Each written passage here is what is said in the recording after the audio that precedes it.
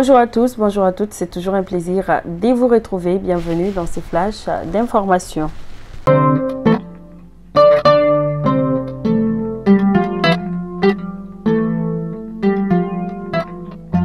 Aujourd'hui, mardi 13 décembre 2022, au Palais des Sports à Amdalaï, la 12e édition du Forum de l'habitat des banques et assurances s'est tenue. Rappelons que le FOABA a été créé en 2015 aux États-Unis. Actuellement, le FOABA a 600 des logements à Niamana et 500 parcelles au périphérique de Bamako. Écoutons le président du FOABA, Abdoulaye Traoré, pour plus de détails. Le rôle du FOABA est d'offrir aux citoyens maliens, résidents ou de la diaspora, d'accéder aux informations foncières avec les services de l'État, aux produits immobiliers, promoteurs immobiliers, aux produits des banques et assurances, partenaires des promoteurs immobiliers. Il s'agit donc d'une plateforme d'expression et de contacts fiables. Le FOABA est un partenaire se mettant au service de l'État, des promoteurs, ainsi que des banques et assurances. À l'ouverture de cette 12e édition du FOABA, permettez-moi de remercier l'État à travers le département en charge de l'habitat et ses services, mais aussi les promoteurs immobiliers, les banques et assurances ayant toujours participé aux éditions précédentes. Je voudrais particulièrement remercier le PDG de la société AM pour sa confiance en nos capacités managériales en vue de la mise à disposition de ces 600 logements. Hier, lundi 12 décembre 2022, ils étaient au total 54 récipiendaires élevés au grade de chevalier de l'ordre national et 37 décorés de la médaille des mérites nationales avec Efiri Lion debout.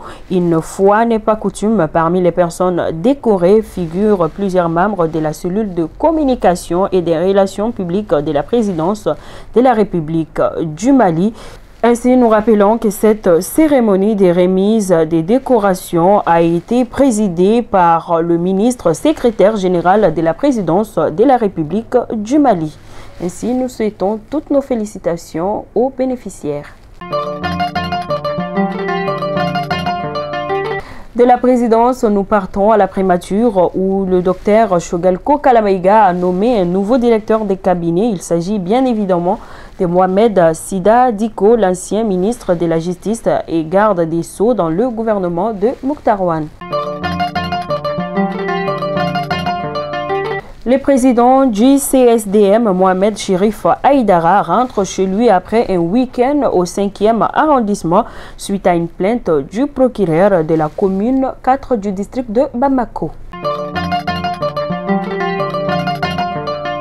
Dans les informations de nos confrères des Studios Tamani à Didjeni, le centre de santé communautaire est confronté à un manque de personnel. Malgré cette difficulté, les usagers ne tarissent pas d'éloges pour les agents de ces CSCOM.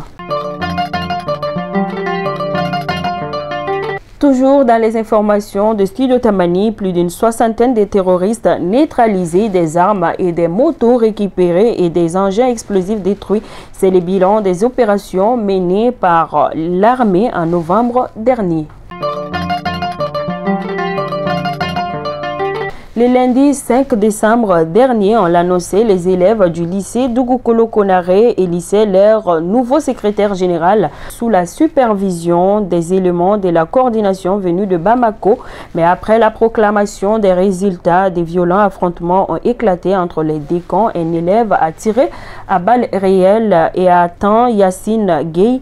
20 élèves ont été interpellés, dont 10 mis sous mandat de dépôt et les autres placés sous contrôle judiciaire par le juge d'instruction Mohamed Tembini.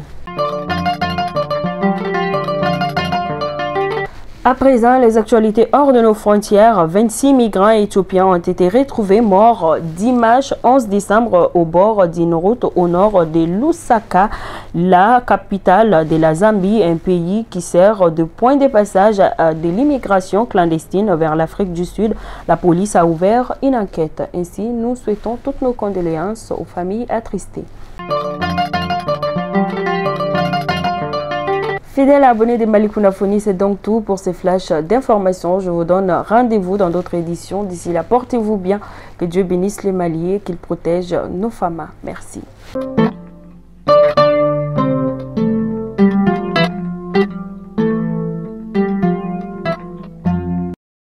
La cité Tunkalafia pour la diaspora malienne à Banankoroni. Vous résidez à l'étranger, vous souhaitez faire partir du projet de la nouvelle cité moderne de Tunkalafia à Banankoroni, envoyez rapidement votre demande de réservation par WhatsApp au 00336 41 94 03 80 ou au 00336 77 83 04 14. La cité moderne Tunkalafia sera composée d'une vingtaine de maisons individuelles sur des parcelles de 300 mètres carrés, des appartements, des espaces verts, des aires de jeu pour enfants, salles de sport, etc. Le tout sur 1 hectare de terrain clôturé.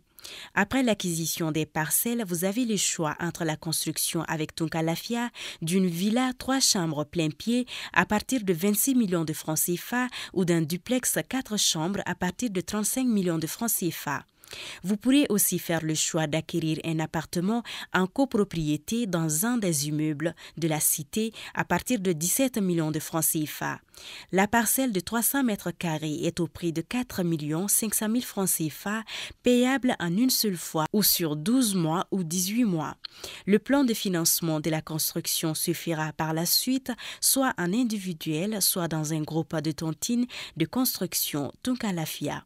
Le projet de cité Tunkalafia à Banankoroni, un havre de paix et de tranquillité pour un séjour ou un retour au pays serein et en toute confiance. Avec Tunkalafia, pour chaque Malien de l'extérieur, une maison à l'intérieur.